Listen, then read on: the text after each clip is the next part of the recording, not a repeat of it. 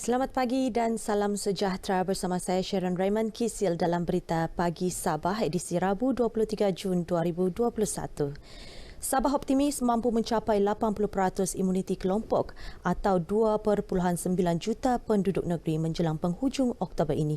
Keyakinan itu berdasarkan sasaran suntikan vaksin kepada 30,000 orang setiap hari bermula Julai ini. Menteri Pembangunan Masyarakat dan Kesejahteraan Rakyat Sabah, Insinyur Syahelmi Yahya berkata, program outreach vaksinasi COVID-19 sedang giat dilaksana untuk memastikan tiada penduduk yang layak menerima vaksin tercicir. Kita telah menerima jadual penghantaran vaksin daripada pusat bermula daripada bulan Julai nanti, di mana bekalan vaksin akan berada dalam keadaan yang mencukupi dan kita akan dapat mencapai sasaran 30,000 orang dapat divaksin setiap hari.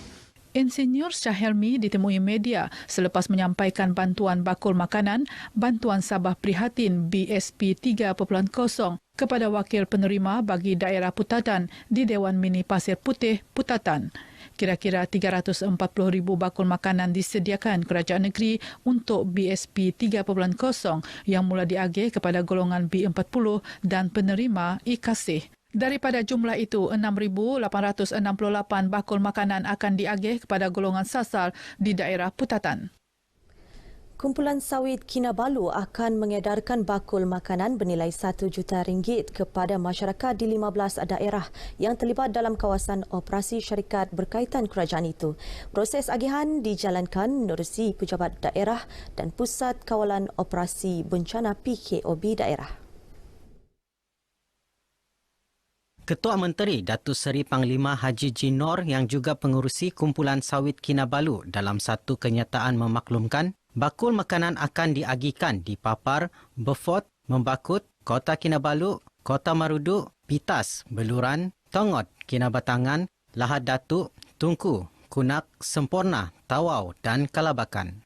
Terdahulu, Datuk Haji J menyaksikan majlis penyerahan replika cek oleh pengarah urusan Kumpulan Sawit Kinabalu Baco Jansi kepada Setiausaha Kerajaan Negeri Datuk Seri Panglima Safar Untong di Kota Kinabalu. Menurut Datuk Haji J, Kerajaan Negeri juga telah mengagihkan sejumlah 40,736 bakul makanan kepada golongan terkesan menerusi program bantuan Sabah Prihatin BSP 3.0 yang bermula 19 Jun lalu. Sebelum ini, sebanyak 689,353 bakul makanan berjaya diagih melalui BSP 1.0 dan BSP 2.0. Kerajaan negeri melalui Jawatankuasa Pengurusan Bencana Negeri COVID-19 membenarkan operasi rentas daerah bagi perkhidmatan e-hailing, teksi berdaftar dengan e-hailing dan perkhidmatan penghantaran makanan meliputi daerah Kota Kinabalu, Putatan dan Penampang bermula hari ini. Kebenaran itu bagaimanapun tertakluk kepada prosedur operasi standard SOP yang ditetapkan Majlis Keselamatan Negara sepanjang tempoh PKP 3.0. Berdasarkan kenyataan media harian Menteri Kerajaan Tempatan dan Perumahan Sabah, Datuk Seri Panglima Masidi Manjun, masa operasi rentas daerah bagi perkhidmatan e-hailing, teksi berdaftar dengan e-hailing dan perkhidmatan penghantaran makanan itu bermula 6 pagi hingga 8 malam setiap hari. Bagaimanapun hanya seorang penumpang dibenarkan kecuali bagi tujuan perubatan atau kecemasan dengan had maksimum 2 orang penumpang. Sementara itu, sebanyak 193 kes baharu positif COVID-19 dicatat semalam, iaitu peningkatan 27 kes berbanding hari sebelumnya. Ia menjadikan jumlah kumulatif kini 67,900 kes.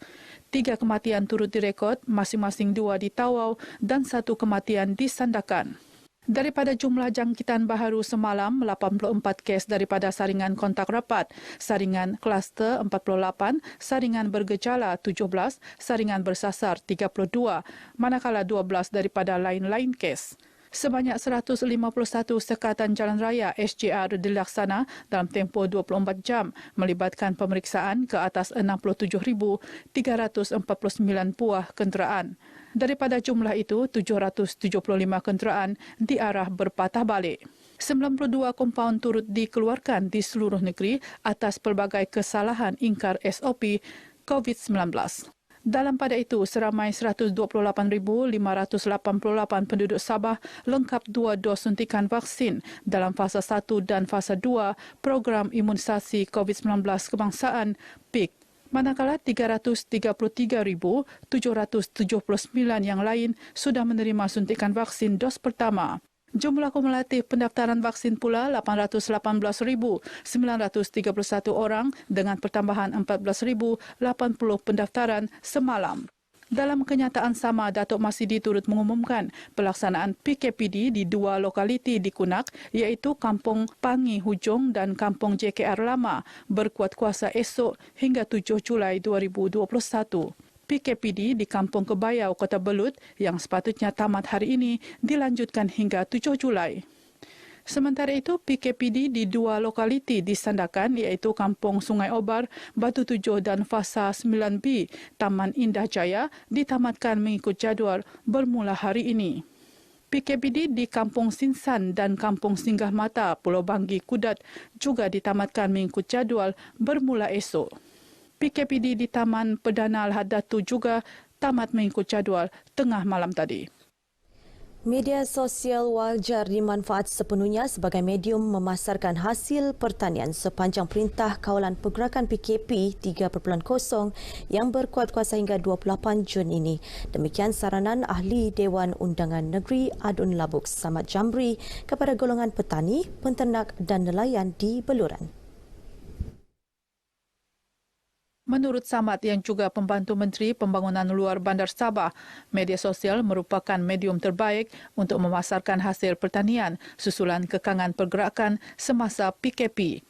Katanya selain pantas, pemasaran melalui media sosial juga dilihat lebih efektif kerana ia mampu mengurangkan kebergantungan kepada pembeli tempatan. Mohon bantuan dengan pihak-pihak media untuk menyebarkan dan juga memasarkan hasil mereka agar mereka tidak terkesan dari segi lambakan. Samad ditemui RTM semasa simbolik penyampaian bakul makanan kepada 10 buah kampung dalam kawasan Dun Labuk di perkarangan pejabat daerah Beluran. Mengulas mengenai bantuan bakul makanan ini, Samad berkata ia merupakan antara 6,971 bantuan bakul makanan yang disediakan kerajaan negeri bagi membantu mengurangkan beban golongan B40 serta mereka yang didaftarkan di bawah IKASEH yang terjejas pendapatan akibat PKP. Pengguna perlu bijak mengamalkan amalan cekap tenaga sepanjang tempoh Perintah Kawalan Pergerakan PKP 3.0 yang dilanjutkan hingga 28 Jun ini. Ia bagi memastikan bil elektrik kediaman masing-masing tidak melonjak secara mendadak. Menurut Pengurus Besar Kanan Pengurusan Aset SESB, Insinyur Idris Muhammad Nor, purata pertambahan penggunaan tenaga untuk setiap pengguna domestik sepanjang tempoh PKP ini ialah antara 30 hingga 70%.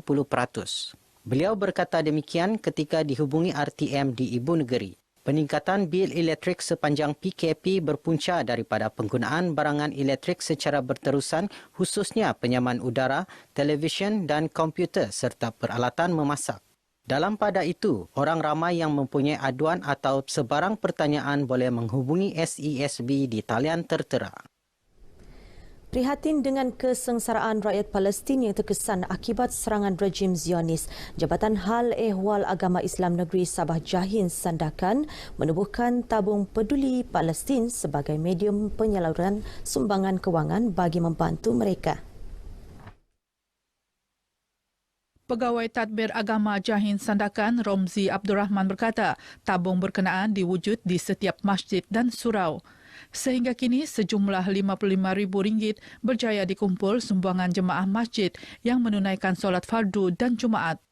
Julung kali khas di daerah Sandakan yang buat dulu, barulah daerah-daerah yang lain. Dan dikeluarkan surat itu kepada seluruh masjid-masjid dan surau agar dapat membuka satu tabung khas peduli Palestin. Yang mana tabung ini bukan tabung masjid. Tabung ini adalah daripada jemaah awam.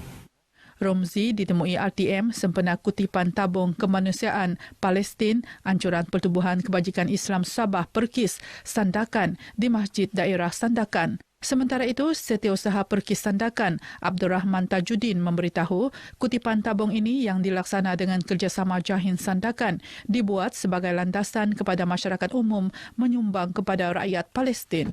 Jadi kita sebagai rakyat yang sayangkan saudara kita di sana mengambil inisiatif ini di bawah Perkis, dan kepada siapa yang mau menyumbang boleh menyumbang di ke tabung Perkis itu sendirilah.